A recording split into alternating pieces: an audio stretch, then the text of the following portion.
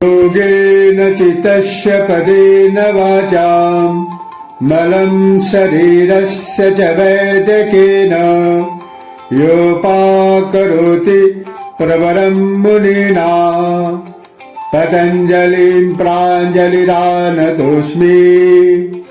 आवाहु पुरुषाकरं शङ्खचक्राशिधारिणं सहस्रशीर्षं श्वेतं प्रणमामि पतंजलिम। योग दर्शन दूसरा भाग साधन पाद। योग दर्शन प्रथम भाग समाधि पाद के संपन्न होने के बाद अभी शुरू हो रहा है दूसरा भाग साधन पाद। साधन पाद के सूत्रों का व्याख्या, उसका अनुवाद प्रस्तुत किया जाए उससे पूर्व कुछ आवश्यक बातें जान लेना आवश्यक। प्रथम, समाधि पाद में जहां योग के अनुशासन का ज्ञान प्राप्त हुआ है, चित्त के वृत्तियों के निरोध का ज्ञान प्राप्त हुआ है, योग के दो भेद संप्रज्ञात और असंप्रज्ञात समाधि के विषय में ज्ञान प्राप्त हुआ है।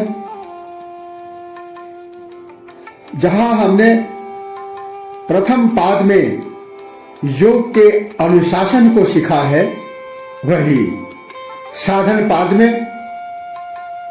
क्रिया योग के विषय में सीखना है,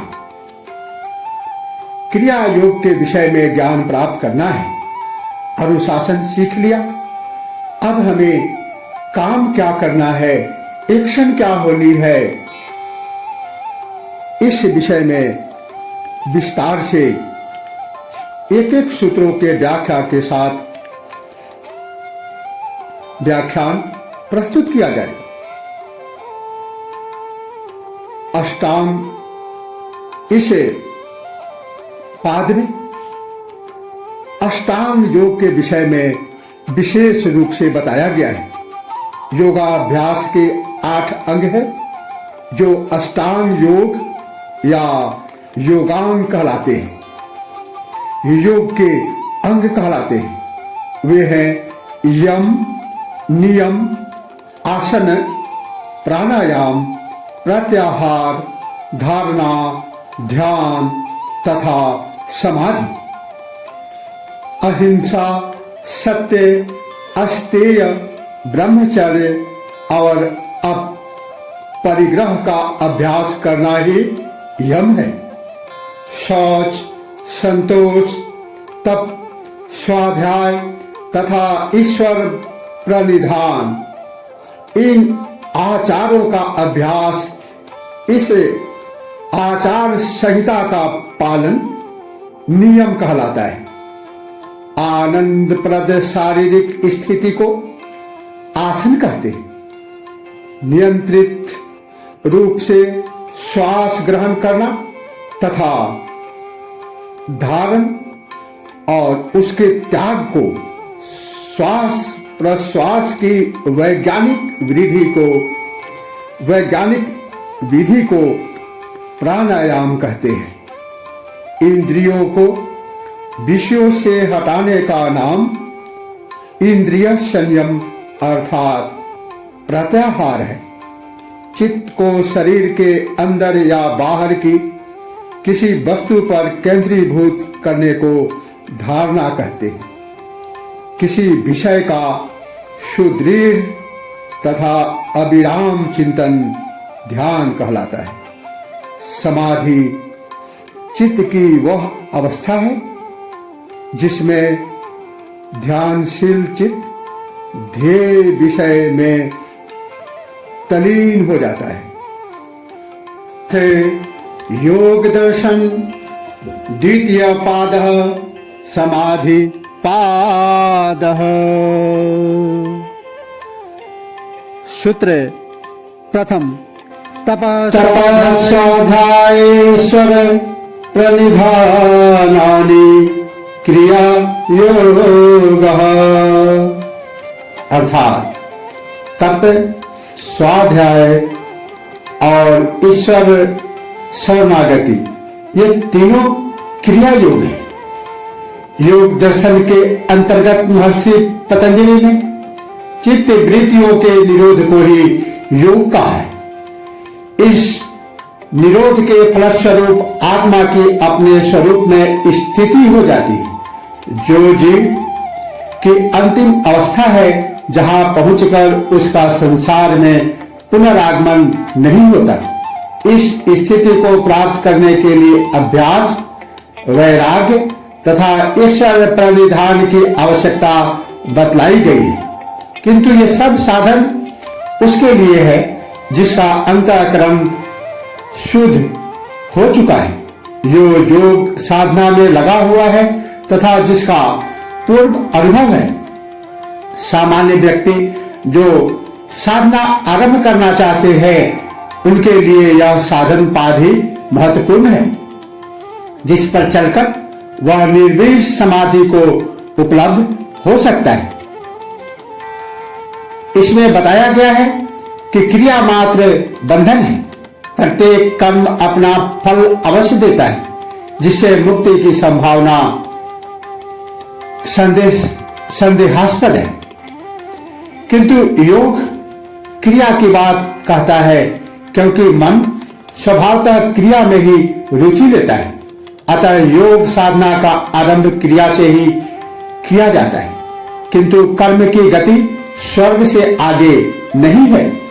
इसीलिए मुक्ति के साधक को वहां पहुंचने पर अक्रिया में प्रवेश करना होता है। आरंभ से ही यदि कोई साधक सीधा अक्रिया का मार्ग अपनाता है, तो वह आलसी एवं निकम्मा होकर पथ भ्रष्ट भी हो सकता है। इसीलिए योग का मार्ग निरापद है, योग का मार्ग सहज है, सटीक है।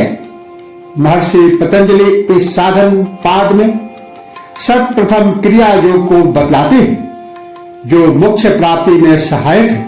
यह है तप, स्वाध्याय तथा ईश्वर शरणागति, ईश्वर प्रणिधान। इसमें ईश्वर शरणागति अकेला ऐसा साधन है जिसमें साधक पूर्ण रूप से अपने शरीर, मन, बुद्धि एवं अहंकार सहित ईश्वर को समर्पित कर देता है। वह अपना निजत्व समाप्त कर ईश्वर की मर्जी के अनुकूल कार्य करता है। वह स्वयं को बांस की पोगड़ी मान लेता है, जिसमें सारे स्वर उसी ईश्वर के होते हैं। वह अपने को खाली कर देता है, जिससे ईश्वर उसका हाथ थाम लेता है। वह समस्त कर्म ईश्वर के समझकर उसी को आज्ञा से करता है तथा उनका फल भी उसको अर्पित कर देता है। ऐसा साधक कर्म संचय नहीं करता। उसकी चित्त वृत्तियां स्वतः समाप्त हो जाती है, जिससे वह परम मोक्ष का अधिकारी होता है। यदि वह पूर्ण रूप से समर्पित नहीं हो सकता, तो उस ईश्वर के गुणों का श्रवण, कीर्तन, मनन करना, उसी से प्रेम करना आदि क्रियाओं से भी भक्ति भावना जागृत कर सकता है। जहां ईश्वर शरणागति का यही अर्थ है पूर्ण समर्पण, इस प्रारंभिक अवस्था में संभव नहीं है। दूसरा साधन है तप। तप का अर्थ शरीर को कष्ट देना नहीं है। जो शरीर को पापी समझकर उसे निरंतर सताते रहते हैं, वे हिंसक माने जाते हैं। शरीर को सताने वाली अनेक क्रियाएं अज्ञानी जन करते रहते हैं, किंतु इन्हें तप नहीं कर सकते। इनका न तो आत्मज्ञान से कोई संबंध है, न मोक्ष प्राप्ति से। ये केवल अहंकार को तुष्ट करते हैं।